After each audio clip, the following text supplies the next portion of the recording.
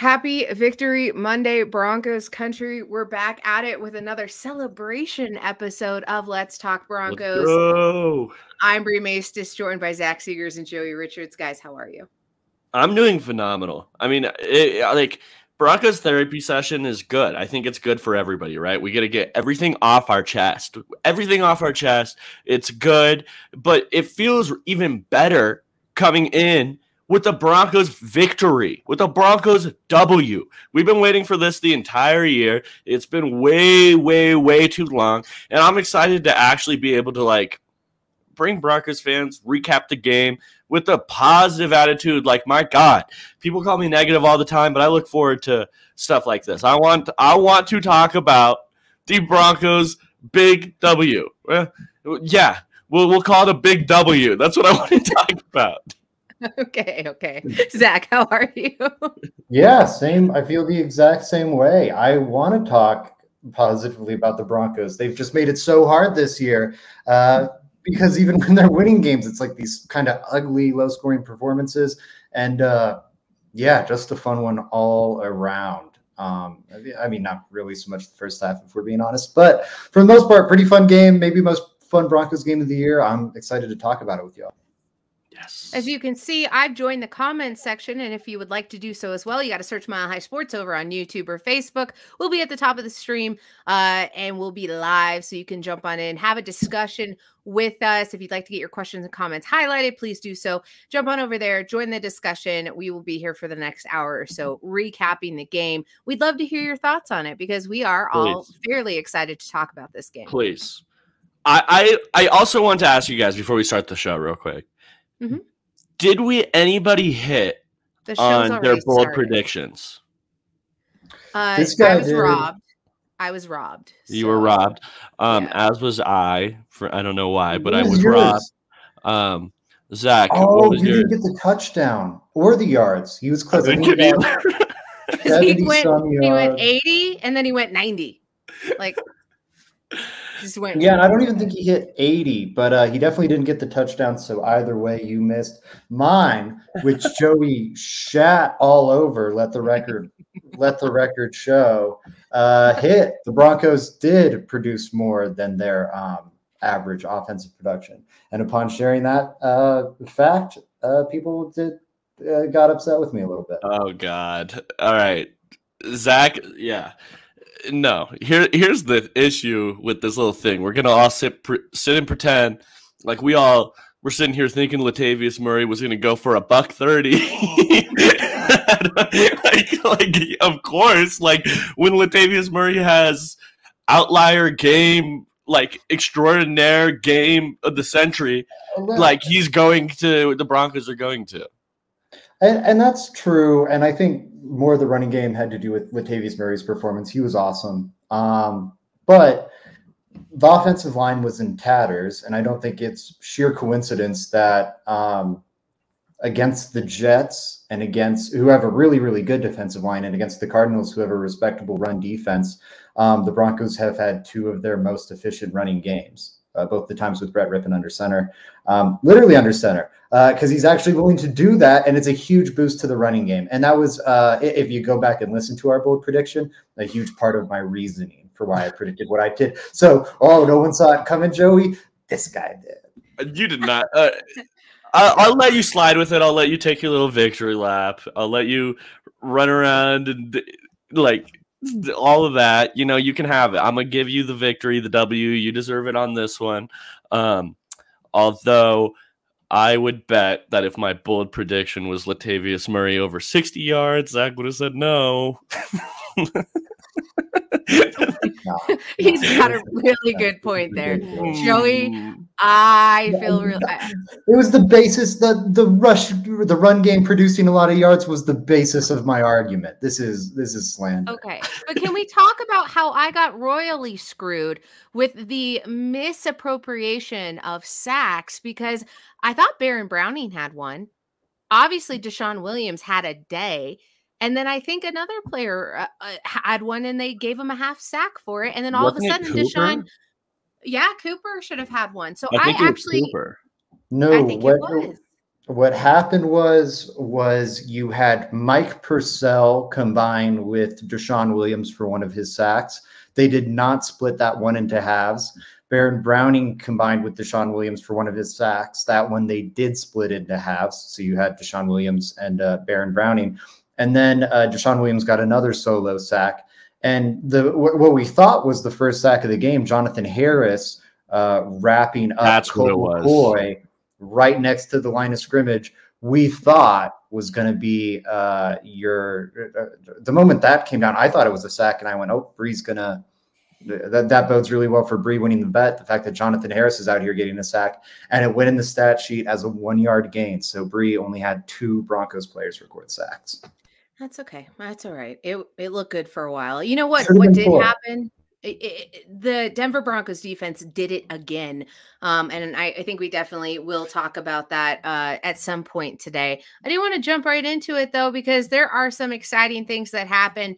And Zach has broken it down for us in these lovely graphics. Murray scurries and Mac attacks. This is my favorite one of the evening. You're not going to top it, guys. Let's talk about that run game. A touchdown apiece for Marlon Mack and Latavius Murray. Obviously, we already talked about Latavius Murray with 130 yards. Marlon Mack had significantly fewer. I believe it was 37. But it looked like he could have had a second touchdown. The offense was clicking. Thank you, Brett Rippon, for the ability to open up that run game. We've been looking for it all season. Looks like it clicked back into place. What do you guys see from the run game? How do you feel like both of our running backs did?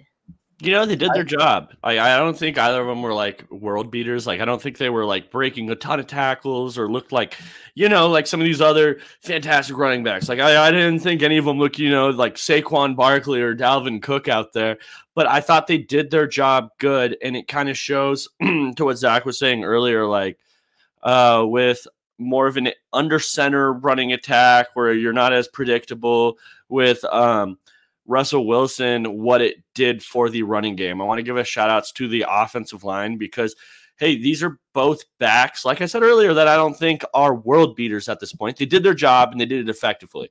But those holes have to be open for them to go. Shout out to the backs also for hitting those holes and making getting what was expected out of them, or maybe even a little more, but mostly like shout out to the offensive line for the run blocking. That's what I want to give a shout out to, specifically for them, because Bree, they both 130 for Murray and then 37 for Mack, and then they also both scored a touchdown. Like, for 2 running backs that you just picked up this year, both look way over the hill when you sign them.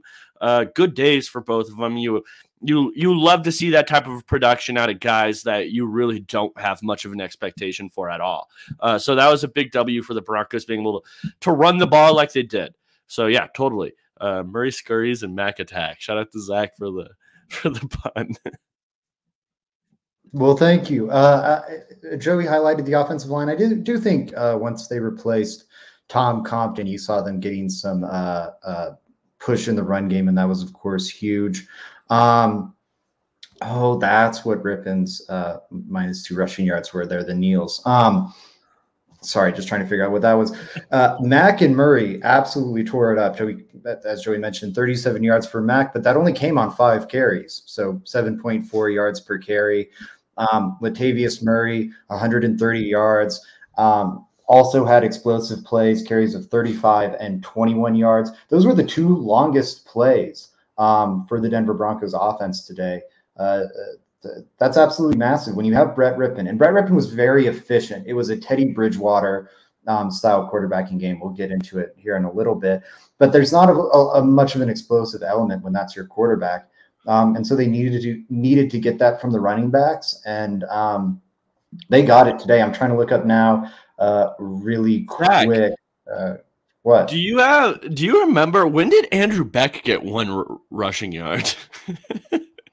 That's a great question. I do not remember that moment. If anybody in the comment remembers how Andrew Beck got a rushing yard, Zach's most hated, throw him on the list.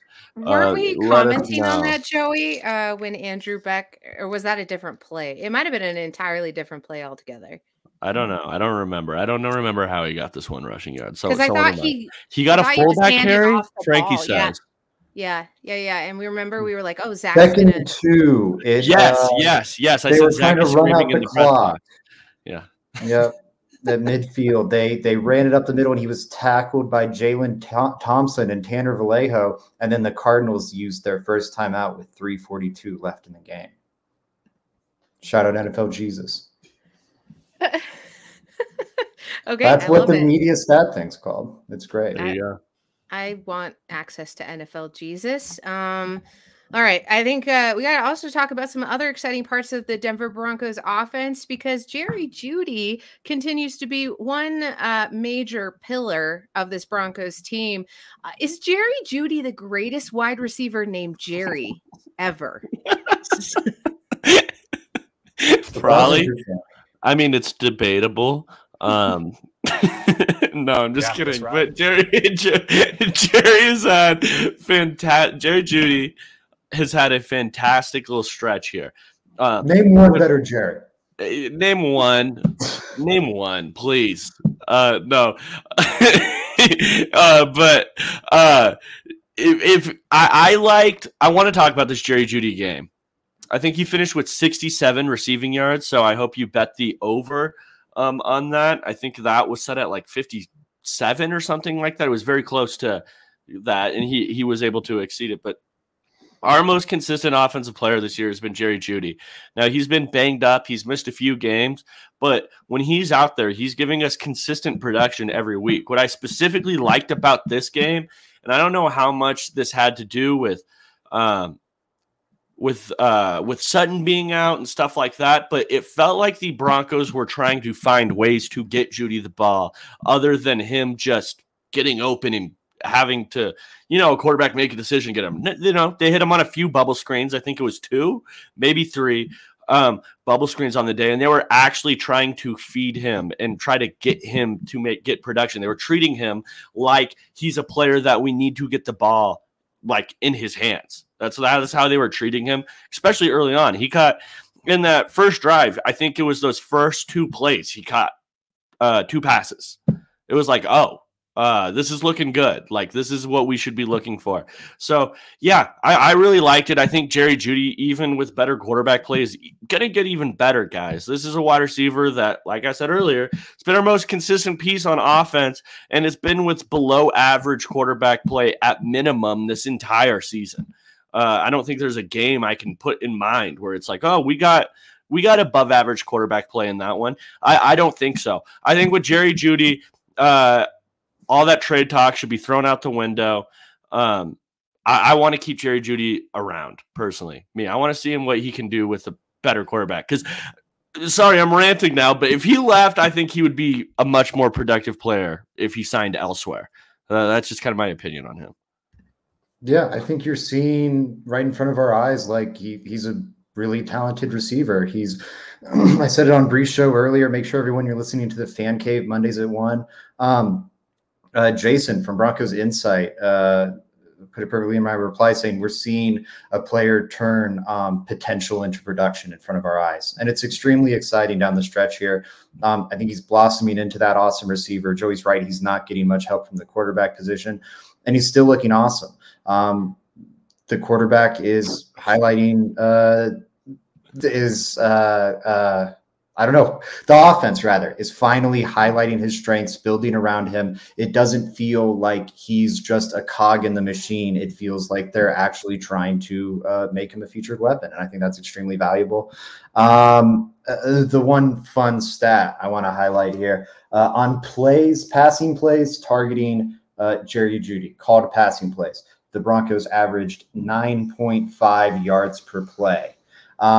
On every other called passing play, they averaged 3.2 yards per play. Now, it's a little unfair because it assumes that the sacks weren't targeting Jeudy. It's a massage. But even if you look at just the targets and remove the sacks from the equation, it's 9.5 on every Jeudy target, 6.7 yards per attempt on everyone else's target.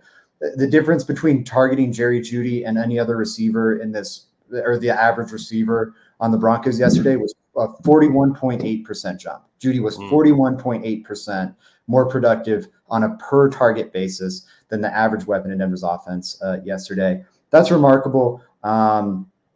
Yeah, they need to continue feeding this guy. And the one thing that will always come up with Jerry Jeudy, or always has, is consistency and catch point stuff. Since the Jaguars game, only 2 of his targets have fallen incomplete. I know that's the exact count. Let me get like the rate. He's had 8, 9, 17, 21, and 28. And I was wrong. It's 3 of 28. And none of those are drops. I'm just talking incompletions. And at least one of those is uncatchable. So on catchable balls, he's no worse than 25 of 27. That's it. That's insane. That's a walking completion. So I love to see him kind of stifling those narratives. 1,000%. 1,000%. I mean, it's a receiver that's averaging now 55 yards per game. And I don't think the stats bear that out just because of, he's been banged up this year, but when he's on the field, he's been that dude. I just want to make sure that's stapled home. I also think it's interesting how the Broncos have been using him with Sutton now, playing more of a outside role, more of in that X or Z spot, also getting slots or slot snaps, but his versatility has really been on display since then. They've been putting him in different positions to succeed, which I enjoy, and I've liked watching. I even saw some blocking effort out there from Jerry Jeudy, which is a good thing. There's been a lot of positives. Like, I would say his stock report is looking up, which is a really good sign. There are no complaints from me, so I'll keep it short and sweet. Christopher Hart says, think Judy's the type of player that gets better the more you feed him. Just needs to be done. Get him the ball. He's open. I do think you can attribute his success specifically to the Broncos choosing to utilize him in a different position. They're giving him the ball more, giving him more opportunities, and he is doing his side of the bargain, which I'm happy to see. As a staunch detractor, I think I'm on the right side of history now. So thank you guys for sticking with me and being patient as I watch this unfold in real time. Zach.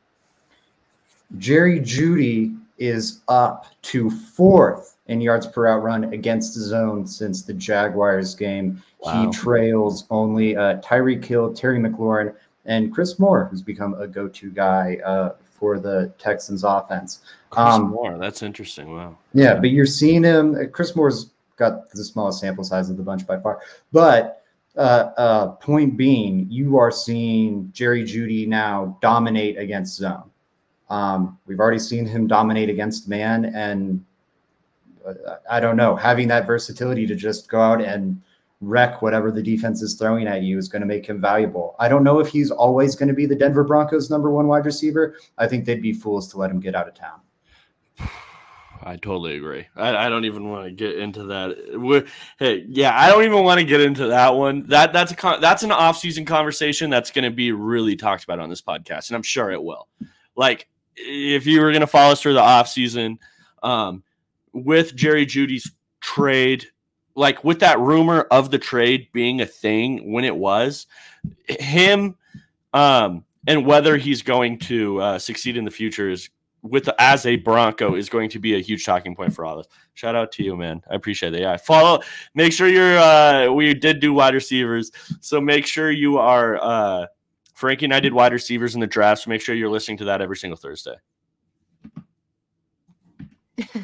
Thank you, Joey. Thanks for doing the plug there. As he already said, you can catch Frankie and Joey doing their Let's Talk Draft Pod on Thursday for Let's Talk Broncos. We appreciate them putting that out there because we'd like to know also what the Broncos plan to do this offseason, whether it be trade-based or specifically draft. So that's really some fun stuff that we can be looking forward to. That'll ramp up, obviously, in the offseason. But until then, we still have some really important and exciting things to talk about because although the offense was starting to click a little bit, we got to talk about that defense in the no-fly zone 2.0. We've been trying to come up with a really fun name to replace that because the defense continues to get better. You can chalk it up to a whole lot of other things. This past game with the Cardinals, 3 interceptions, 2 of them coming from McSorley, 1 of them coming from McCoy before he went out with that concussion. It was really fun to see Justin Simmons have not yet another big game here for the Denver Broncos. That's 5 consecutive seasons with 3 or more interceptions and 3 consecutive seasons with 5 or more interceptions.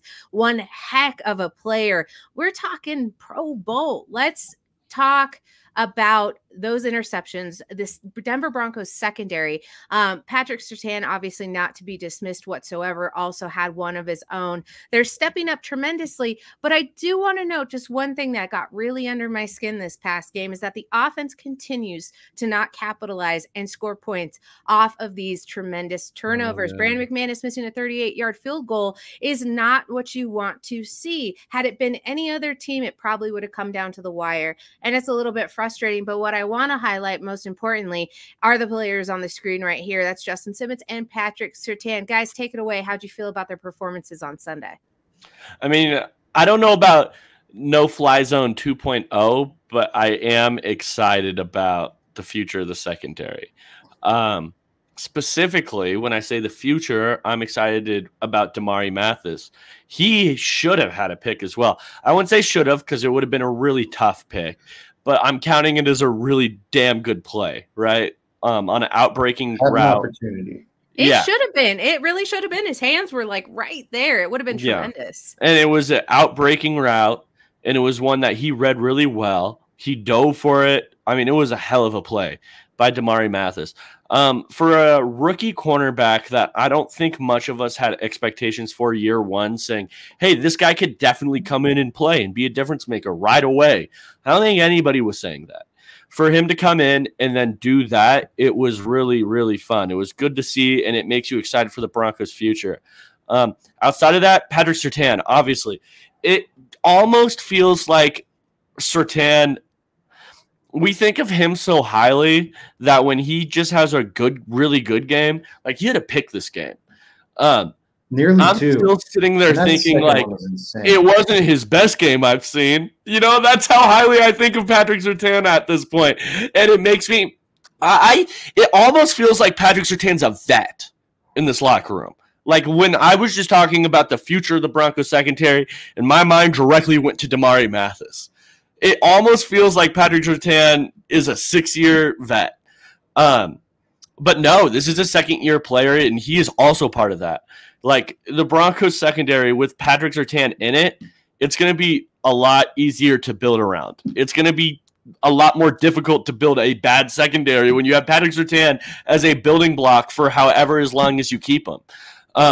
So that's a great thing. What was that?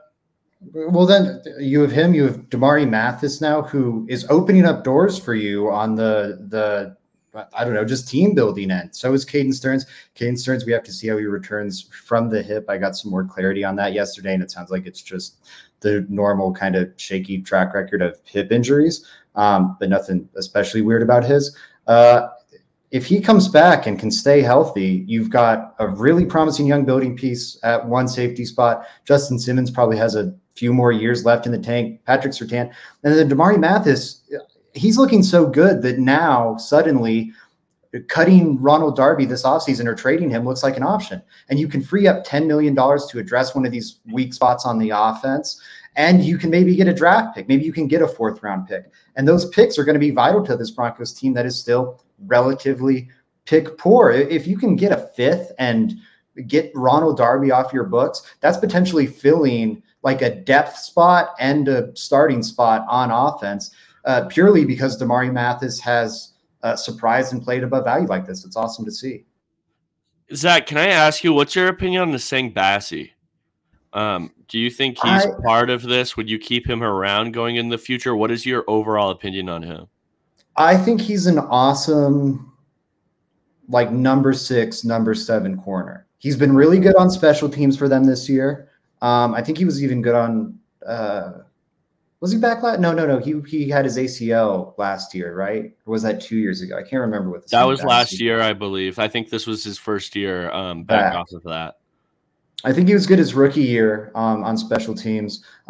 Good this year there. That makes it easier to keep him around, especially because the Broncos continue to need bodies on special teams. And I think he's been a lot better than he was in camp. I thought it was going to be a nightmare. And he's played pretty well. I think if he's your depth option behind K'Wan Williams next season, I think you can live with it. It wouldn't be ideal. It'd be something I'd be looking to upgrade. but I think you could live with Big that. shout out to K1, man. Mr. the Big most time. probably, I would say pound for pound, the most underrated Bronco on this team. I don't know who else I would throw in there. I think K1 Williams is the most underrated Bronco. I thought you were about to go pound for pound toughest, and I agree with yours. Toughest, toughest too. Yeah. I want to comment on Frankie's comment really quick because I saw Bree grabbed it. Christian Parker and Ejiro Evero are like the two Broncos I got to see him retain. That and Draymond Jones. All three of those I feel are like pretty much musts. Get 2 out of 3. Please get 2 out of 3. Yeah, look at what Christian Parker has done with that DB room. It's really, really remarkable. It's kind of, there's a good reason why that's one of the few positions on this roster that's not disappointing. Give that man all the money, Walton family. I have to agree there. Guys, this begs a really important question for what we've seen as at least as a trending in the right direction for this Denver Broncos team. But does it spell the same for the coaching staff? I need to know, can Nathaniel Hackett save his job? We've seen an increase in the ability for this team to find a way. There are 3 games remaining, and it's changed a little bit of the tone here in Broncos country, but I don't think it's enough whatsoever to save the man's job. Zach and I spoke about it today on the Fan Cave, and I thought it really was important that we note it here on Let's Talk Broncos. Does anything save the head coach's job prior to the end of the season to where he'd be able to run it back next year? I say no. I mean, I guess there's not a realistic path. There's not a realistic path. I don't see how the fans could rally around it. I really don't, with all the issues he had this year. From week 1 of the season, you know, one of the biggest talked about coaching whiffs of this year, if not the biggest, in week 1 of this year, with going for it or kicking the long, what would have been a long field goal. And then you took away his, or you didn't. I don't know if he took away his play calling duties. He says that he gave up his play calling duties. That's taken away. I think it was around week 3, they added a guy that would help him with clock management and stuff like that. It's like, okay, so what exactly do I have here with Nathaniel Hackett? I thought when we got Nathaniel Hackett, it sounded like, and what it was talked up was, oh, this guy's a really good offensive coach. He brings a great attitude to the locker room. You know, those were kind of the 2 biggest things. I mean, we can kind of wipe away that great offensive coach thing, literally to the point where it's like, I need to give up my play calling duties. I just think the Broncos can find better. That's at the end of the day. I just don't know why the Broncos would be like, you know what? I'm willing to run this back because I think that this is the best we can get. I just don't see that. I think there's plenty of possibility. If Peyton has confidence in himself as an evaluator, he would say, I'm going to go find a new coach. That's just me personally. If I had confidence in myself to find a good coach, I would go find a new one. Like, you've already stripped away duties from this guy. Damn near, it feels like a demotion. No? I just don't know what else you have to. I feel like I can go find a head coach that can do play calling. That's what I think. I feel like I could go find a head coach that doesn't get his play calling duties taken away. I feel like I can go find a head coach that doesn't have to have somebody above him to manage clock management. I feel like I can do better. Like that, I agree with. I also just don't think the play calling to me. I don't get the desire to have a head coach that's calling. Well, I guess there's definitely some desire to that because then they can't get hired away. But I don't think it's like the end all. That for me wouldn't really move the needle on firing the head coach. Look at Brian Daboll. He's not called a single play. No, but when it's one of the reasons why you hired him, that's an issue. No, but the other big reason was the locker room management stuff, and that has been amazing. Like that, he does get A pluses in. He's been as advertised there, 100%. And I agree with a lot of your critiques of Hackett. I think like 99.99999% chance he's fired. I do think there's a path for him to save his job. I don't think it's a realistic path. The problem right now is that the results haven't been there for the Broncos on offense or the Broncos overall. If they close the season on a 4-game win streak, the Cardinals being the first of those 4, and then the 5th game is a narrow loss to the Chiefs, which, assuming they win out, they would have rectified on the road in Arrowhead.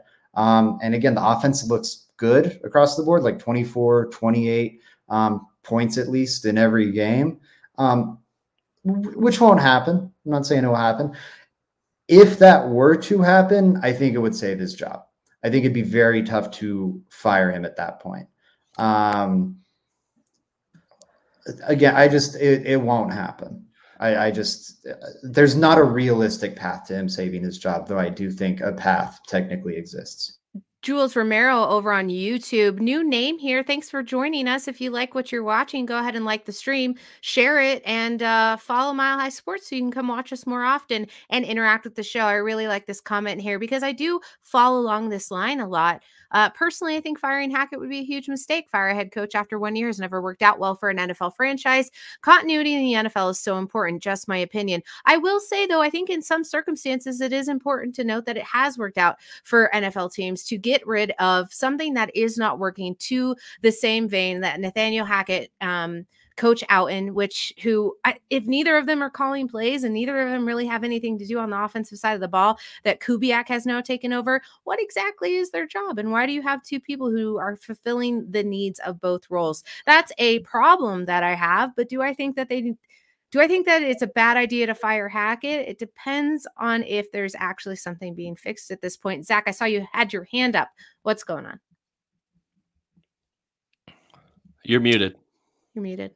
I was premature. I'm going to look into this, but I think there are definitely examples where firing a coach after 1 year turned out great. Frankie, I don't think that's but that was for a head coach that had significant off-field issues too, and in-field issues. Don't get me wrong, he was a really bad head coach. It was a disaster, and this is a similar disaster. The Broncos had higher expectations and have maybe fallen even shorter than the Jets. Like, it's Saban's just a bad person, like a terrible person. So I don't think they're comparable.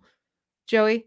Yeah, I want to kind of take us back. Zach, can I give pushback on what you were saying with your response to my first question? Specifically, the part where you were like, hey, but the play calling thing isn't that big of a deal. Like, I agree with you. Like, I think there are plenty of examples, right? I look at Mike Tomlin. I think at John Harbaugh as coaches that aren't play callers. The issue with me is that we brought this guy in to call plays. That's the issue. He was the play caller. I remember all of us sitting there evaluating the Nathaniel Hackett offense. That was a huge point of sell for us, is that we're bringing in an offensive coach. It wasn't to hire it wasn't to hire a head coach to put other people in place on offense. It was, we're bringing in the Nathaniel Hackett offense. And what does this mean for next year? If we bring Nathaniel Hackett back and you've already evaluated it and you said this guy's not our play caller, are we moving away from the Nathaniel Hackett offense? And that, to me, would be a fail. That means that a big reason why we hired this guy, it did not work out. My pushback would be, if the pivot works, I don't care. It's a problem if he's not delivering. Like, if it is what it is now, then you're right. It's a major problem. If he pivots off of himself being the play caller and it turns out he's a very successful CEO type of coach, I don't think it really matters. Like, Brian Dable, at least a lot of the pitch, and I'm obviously, when he came in and met with the Giants, he laid it out to him that he was going to hire Mike Kafka and have him call the plays and everything. But a lot of the pitch to the layman, just like the average football fan, was Brian Dable's offensive expertise with the Bills. And he's gone on to be a CEO, head coach, and a great one. Now, that pivot happened a lot earlier in the process, but in my opinion, it doesn't really matter so long as the pivot is successful. If Nathaniel Hackett was to become a really successful CEO head coach, it would be a little disappointing because now you're going to have to trust him to make the right hires on his coordinators consistently. And it's certainly worrying. Look at the Justin Allen situation. But it's not a problem for me. It's only a problem because the other things are bad. I guess. And I agree. If he was a really good CEO head coach, I don't think it'd matter. But it does show a flaw in Peyton's ability to evaluate. No, even with Frankie. Oh, I'm not pushing back on that at all. Even Frankie's comment, he says, it was C, but Peyton brought in a play caller in Kubiak. So I think he thought of him as a non-player play calling coach in some capacity, but he still had play calling duties. Like that's why I can't take that away. I felt like why was like the whole notion, like it was sold to me as that we are getting an offensive coach, not a CEO. If they were to hire Dan Quinn and that was the idea behind it, sure, because that's what it sounded like. But why does it matter? He was brought in. Successful? It should, because it shows a flaw in your GM in hiring coaches. That's why it's an issue. You could fall into a good thing. You could fall into a good thing quite frequently. It doesn't take away from the fact that the process was flawed. In the future, that could be an issue going further. And he has shown me nothing to say he's a good CEO type. I don't think that Kubiak's had all this success at offensive coordinator. Like what? Yeah, I'm not saying he's going to be retained. I'm saying like in a hypothetical world where like if he showed X, Y, Z, that would do it. But it won't happen. Yeah, I mean, I guess hypothetically, like it would be great if he ended up that. It's just like it's weird if he did, and it would show a flaw because I don't think that's the reason he was hired. I guess the flaw's already been shown in my mind. Like totally 1,000%. Yeah, it's just it's a nightmare. Yeah, he's not coming back. I don't even want to like make it seem like I'm arguing that he will. It's not going to happen. I was on Twitter earlier this week saying 0.0% chance, and I was embellishing a little there, but it's so wildly unlikely in my mind that Hackett is back. One option, I'm just going through all of them. I've only had the time to research one, maybe two right now. Yeah, I've got a couple. So the New York Jets had Lou Holtz. They fired him after 1 year and hired Walt Michaels, who was their coach for 6 seasons, took him to the playoffs multiple times, had a 2-2 playoff record, and won the Coach of the Year award in 1978. So that was pretty successful. Of course, we talked about the Jags example. The Washington Commanders in 1993 fired Richie Petitbone, who was a one-and-done head coach, and hired Norv Turner, who became their head coach for 7 years and took them to the playoffs. So I don't know. All in all, like those are the first 2 examples I've researched too. I'm gonna keep doing this. All right. I have a question.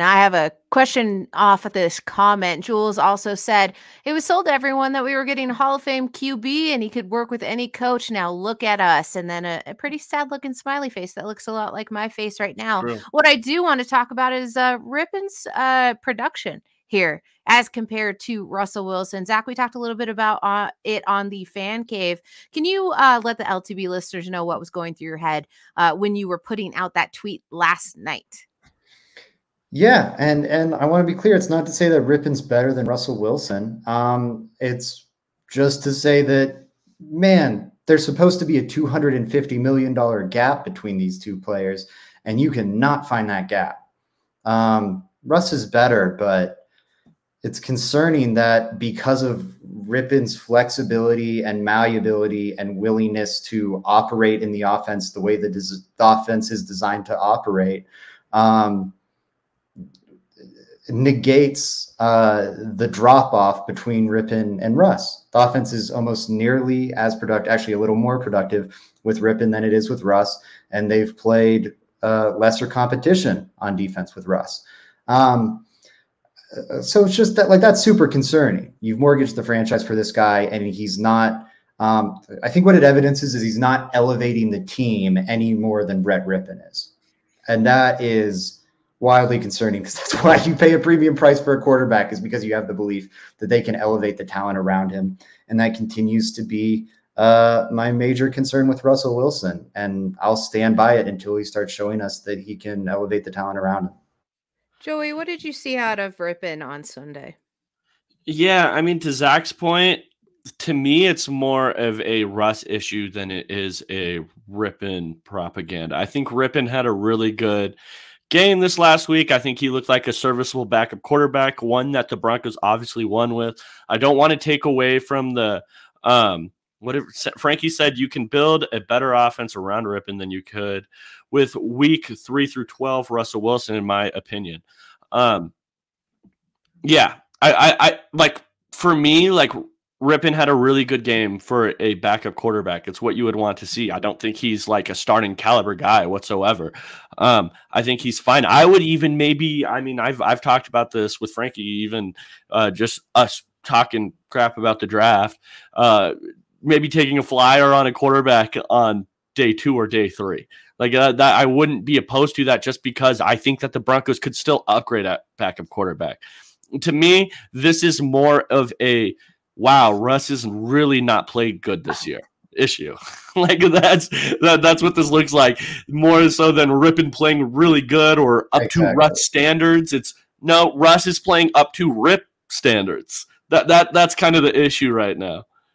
Yeah, and the other thing I did looking at it was I looked at how many yards per game is is the offense producing under Russell Wilson? How many points per game are they producing under Russell Wilson? And then their opponents, what is the average of what those opponents are giving up in terms of yardage and points? I called that the expected number, what you'd expect the average team to get against these defensive opponents that Russell Wilson has faced and Brett Rippon has faced. And Rippon is getting a higher percentage of the yards expectation. He's getting like 96% of the yardage, and Russ is at like 89%, and Rippon's getting like 72% of the points, and Russ is getting like 64%. The fact that all of those numbers are under 100% means it's below average offense across the board. Nonetheless, Rippon is getting more of the apple than Russell Wilson is. Frankie Abbott is calling for Dorian Thompson-Robinson in the chat here. DTR in Denver. How do you? DTR. I'm an ECLA fan, and I'm not a big believer. Maybe his freshman and sophomore years scarred me too much. He was really fun this year, but we'll see. DTR was fun this year. He was fun this year. He has a lot of natural ability too. He just is, sometimes that little gunslinger in him gets him in trouble. But he was a fun college quarterback this last year. That I will say without question. I've definitely talked to Frankie about DTR in the past. I can't wait to talk quarterbacks with him, by the way. That is going to be a fun episode. Coop says 61205, perfect Madden QB. I'm in. Samuel Castro has a question, guys. Would you play Rippon one more game to see if he can replicate his performance, or just let Russ play out this season? I have a comment to this, because I do want to say the Denver Broncos are not looking to see what Rip can bring to the Denver Broncos as a backup QB. They know what Rip is. That's why they trust him to do the job.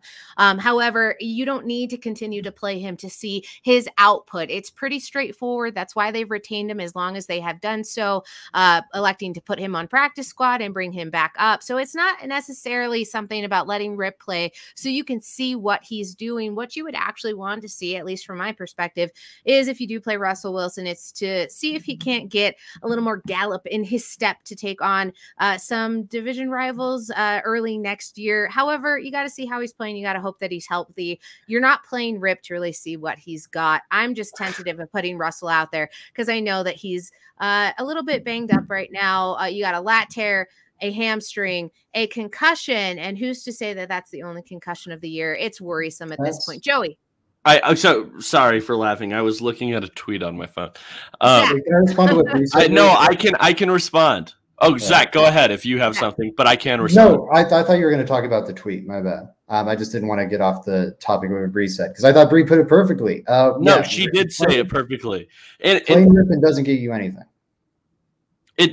Yes. And I think the drama, like you saw it this week, the drama with the Broncos not playing Russ. Like, I think that the drama, if the Broncos sat him this next week, the drama around that entire situation would be too unbearable for me personally. That's one thing I do have to say. I would hate Twitter. I would not be online. I would probably send off like a meme or two and call it a day. I would not be here for it. Yeah, I think I guess it's a little bit of a thing. I don't know. Russ can cry me a river. For me, I just what does it bring? What does it bring the team? I think Ripon's already proven what I wanted to see from Ripon starting games in this offense. I think we've already seen. He's shown both times he entered the offense that they are doing some annoying structural things because of Russ. A lot of the things that have annoyed us about this offensive structure, I think, tie back to Russ. And I think the Ripon starts have evidenced that. And I want to see Russ hopefully take that to heart and adapt moving forward. Now what I want to see is, can Russ build off that Chiefs game? That's the evaluation that needs to be made now. Rip is like a lower end backup quarterback. That evaluation is not going to change. You're not going to make him the starter above Russell Wilson. There's nothing there. He's already proven what I wanted to see improved, that I wanted to see experimented with. And But Zach, it's the injuries and the O-line being in tatters. Isn't that the reason that Russ isn't performing to the standard? No, because Brett Ripon was able to do so, and he got hit so many times in the first 20 minutes.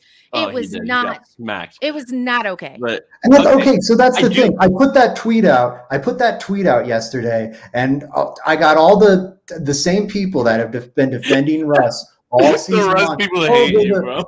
Yeah, the offensive line's been so injured for Russ. He has no weapons. And then yesterday, when Ripon goes off, it's the Cardinals defense is bad. Russell Wilson played the Raiders twice.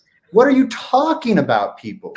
I do have to say, Zach's voice going up on twice broke me. Go ahead, Joey.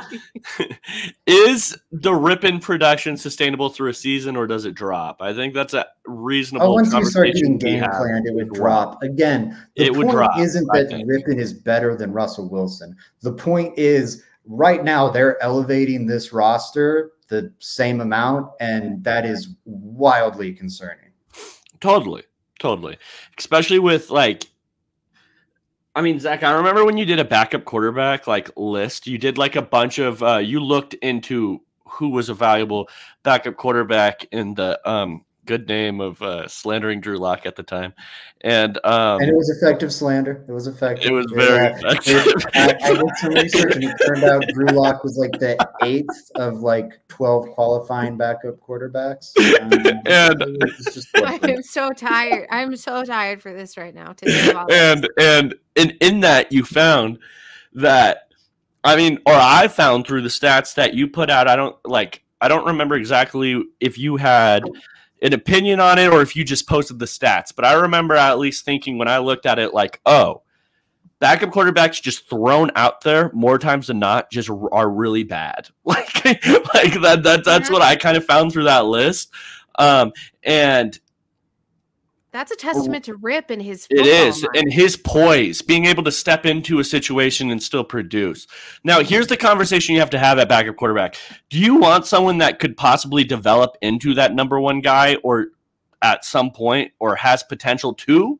Or would you rather have a guy that can step in and fill in for somebody effectively? I think that's a conversation that needs to be had with that backup quarterback position. I've always considered it someone that you're training to take over, but I don't think it's necessarily the key, right? Because if you're training someone to step in, albeit a draft pick or a trade of somebody who's still up and coming, you run the risk of not being able to have a serviceable backup or one that's still kind of learning the ropes. With Rip, you never have to worry about it. That's the whole purpose of why they're journeyman. From everything you hear.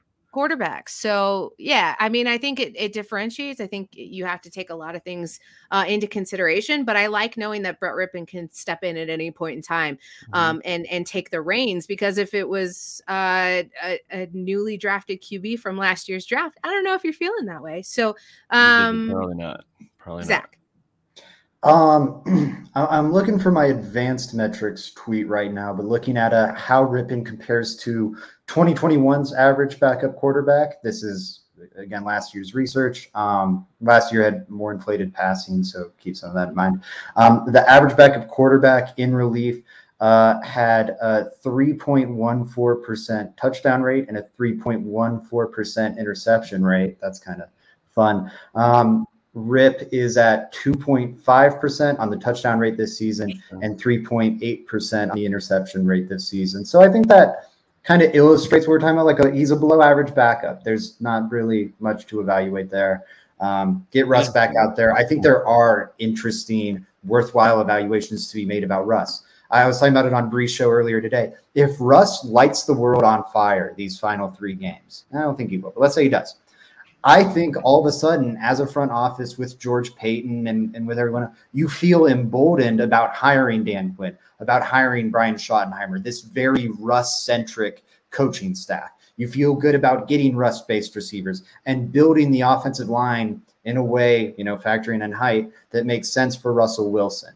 Like some of those moves that I think Joey and I have talked about. Joey's talked about it more in regard to George Payton making decisions to save his own job. But a lot of those are Russ-centric decisions. If Russ lights the world on fire these last 3 games, 3.5, including the Chiefs, all of a sudden you feel a lot better about that, right? If he stinks up the joint these last 3 games, and it kind of doesn't look like it was just the hamstring holding him back, and it looks like that Chiefs game was kind of just a mirage, all of a sudden, I wonder if they are going to consider my aggressive cut Russ philosophy, or at the very least, I think the fan base is going to feel a lot more nauseous watching them make Russ-focused moves. I want to rapidly get to Frankie's comment here, just really quick before we pivot to the end of the show festivities. One bummer from Sunday's offensive performance. Arguably, every player who performed well outside of Judy is probably gone in the offseason. So if anyone wasn't impressed, Frankie's here to send us in the right direction.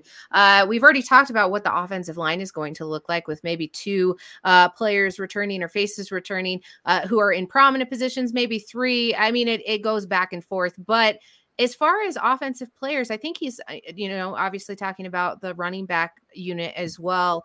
Do you guys see a whole ton of the offense returning next season? No.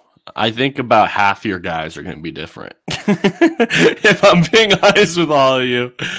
Maybe that's like me thinking the Broncos have a killer offseason where they're just upgrading left and right. But it feels like the majority should be at least looked to replace. Now, I will say, it puts the Broncos in position when you're starting from ground zero, you can damn near look at who do I like the most, and you can, in the draft, select BPA. In free agency, you can take your favorite guy on offense. But I do think that almost everybody should be looking at each other and being like, damn, like I could be replaced this year. Almost everybody.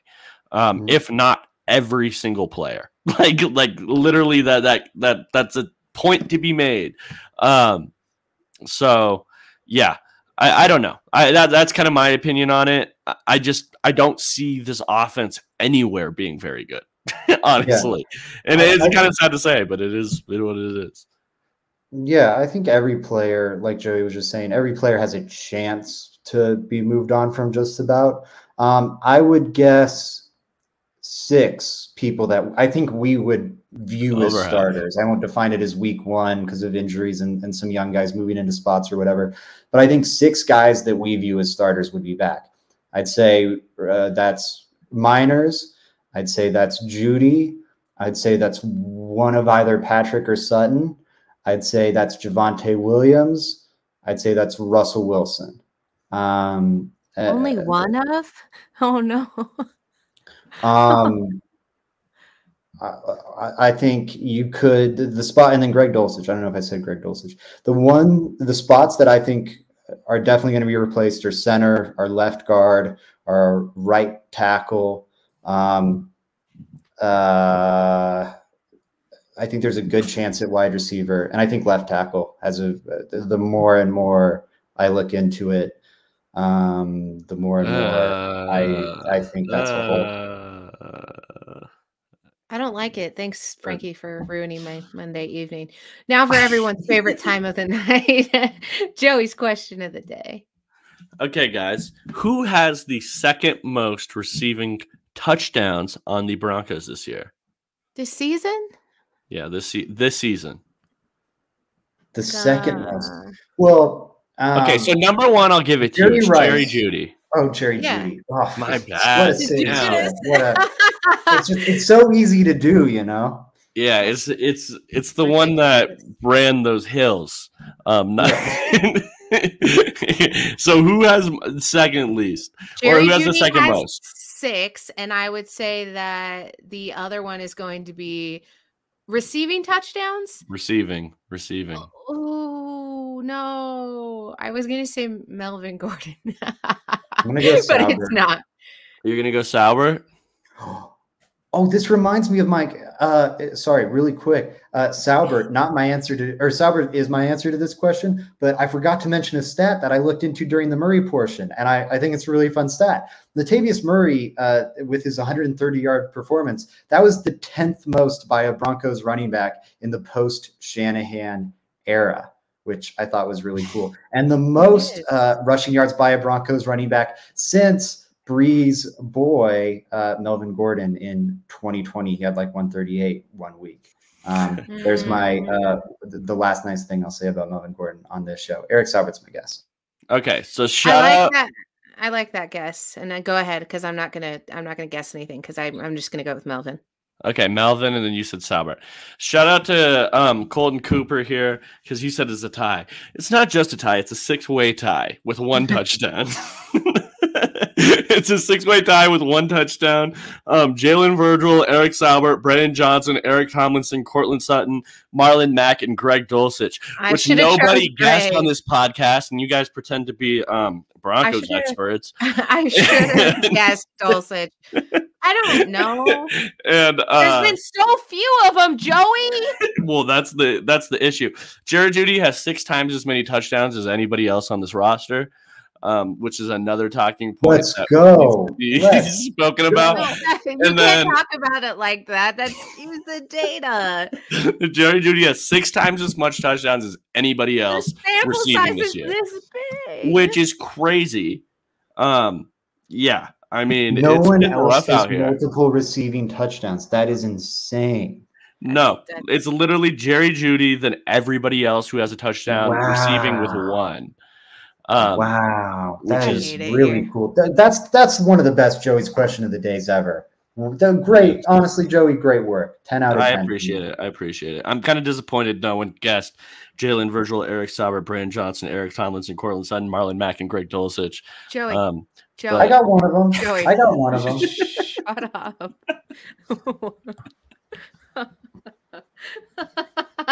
There's been like 3 whole touchdowns scored this year. I don't want to hear it. Guys, where can everybody find your stuff? Yeah, everybody, follow me at JR Drafts. I'm going to be starting tonight. Not only am I looking at running backs for our next Frankie and Joey Let's Talk Draft show every single Thursday. Be there, or you're not cool. I am going to be writing a little article, I think.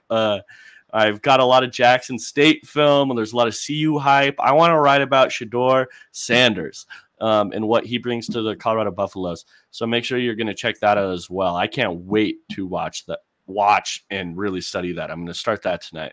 So, yeah, follow me at JR Drafts. Make sure you're looking out for both of those, and then make sure you're following the Let's Talk Broncos literally anywhere you're on social media, pretty much. If it's a popular social media page, Let's Talk Broncos is on it. We're spreading content on there. Follow it. Show us some love. Share this podcast. Rate it the highest stars you possibly can. I mean, even a comment would be nice. But Zach, where can they find your work, man? Yeah, absolutely. Well, really quick before I tell them where to find my work, as a little thank you for all the people who just went really quick and rated us 5 stars. I'm going to throw a little end of show heat in here. Get ready, throw your lava suits on. There's a very successful columnist in Denver. Can we not make the Jerry Jeudy binary draft bust or Justin Jefferson? Can we not do that?